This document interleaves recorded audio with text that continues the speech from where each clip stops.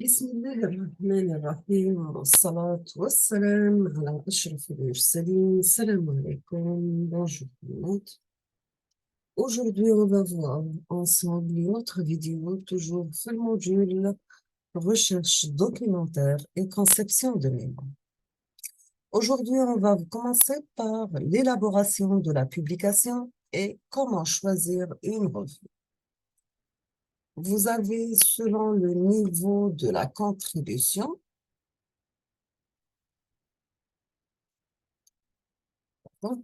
donc, selon le niveau de la contribution, on doit choisir la revue ciblée pour la publication.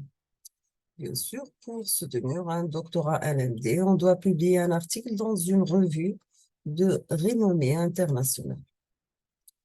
Vous avez soit les revues payantes et open access sont refusées, les revues prédatrices sont refusées, les revues qui n'ont pas un comité de lecture international sont refusées. Donc, on peut résumer que les revues qui n'ont pas un éditeur connu sont à éviter.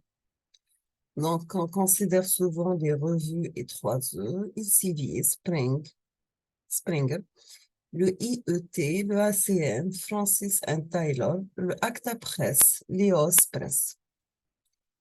Vous avez pour l'indexation, l'abstracting et l'indexing, le Web of Science, Scopus, le ACM, le INSPEC, Google Scholar, Science Citation Index, Cambridge Scientific Abstracts.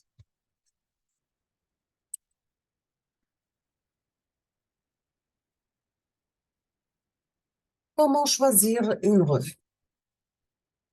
Vous avez, selon le niveau de la contribution, on doit choisir la revue ciblée pour la publication. Bien sûr, pour soutenir un doctorat à l'AMD, on doit publier un article dans une revue renommée internationale avec un éditeur connu. Pour certains axes de recherche, on distingue un choix limité de revues.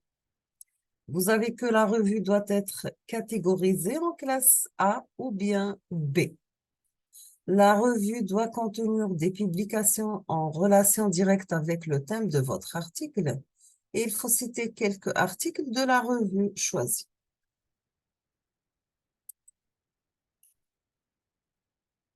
Donc, conclusion, donc, après la collecte des documents, une lecture doit être effectuée avant d'entamer le travail du projet de fin d'études.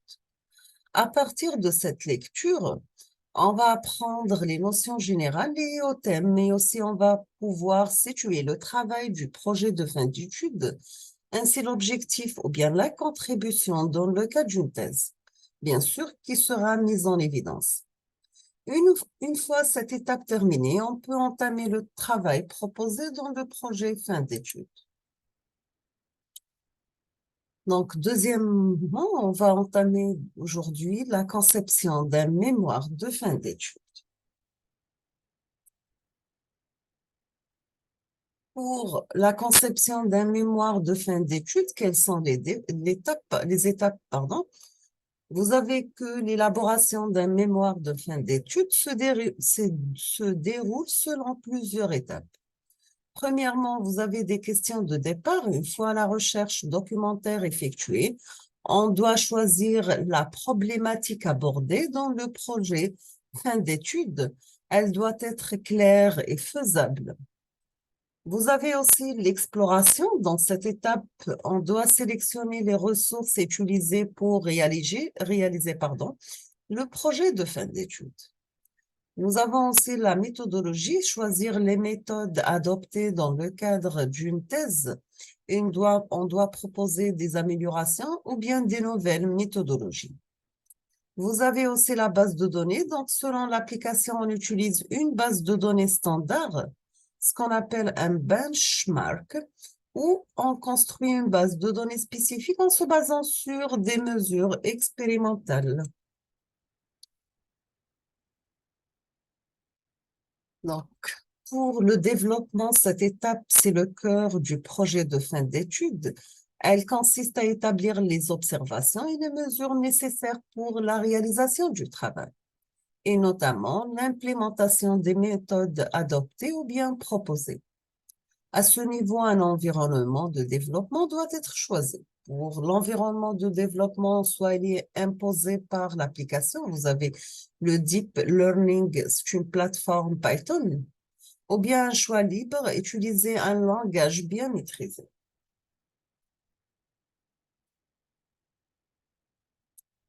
On passe maintenant à l'évaluation et l'analyse des résultats. Dans cette étape, on doit procéder par des tests expérimentaux pour évaluer les méthodes implémentées.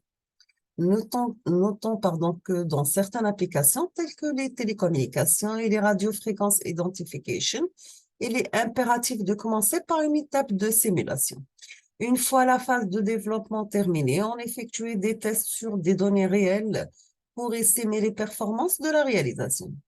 Vous savez que l'analyse des résultats se fait selon des critères objectifs qui peuvent être des mesures de précision. Vous avez la reconnaissance de forme, le rapport signal sur bruit, des communications audio, etc. Ou encore une appréciation visuelle. Vous avez la cartographie des images satellitaires.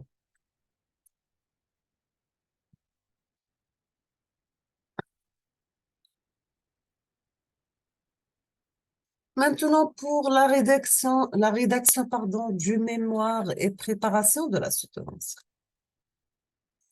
Vous avez que la dernière étape du projet de fin d'études, c'est la rédaction du mémoire, ainsi que la préparation de la soutenance.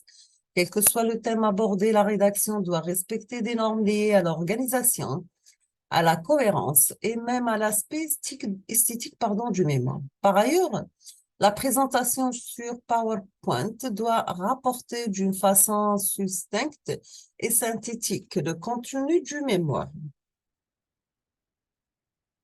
Concernant la présentation PowerPoint, vous avez que la présentation de la soutenance doit être organisée comme suit.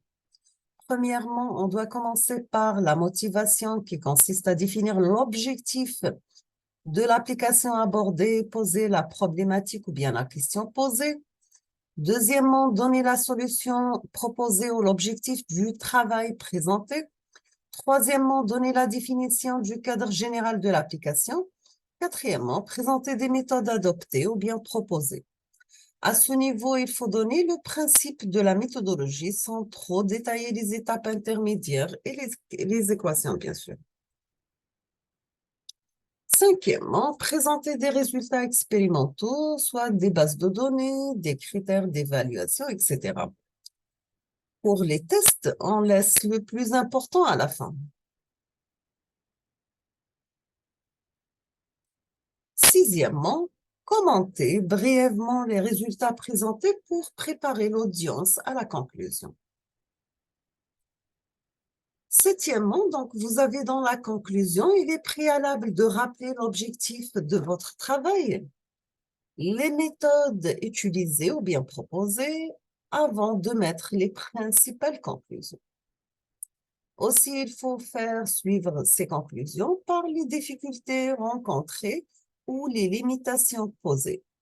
Cela va vous permettre de proposer quelques perspectives pour continuer votre travail ou bien améliorer les résultats obtenus.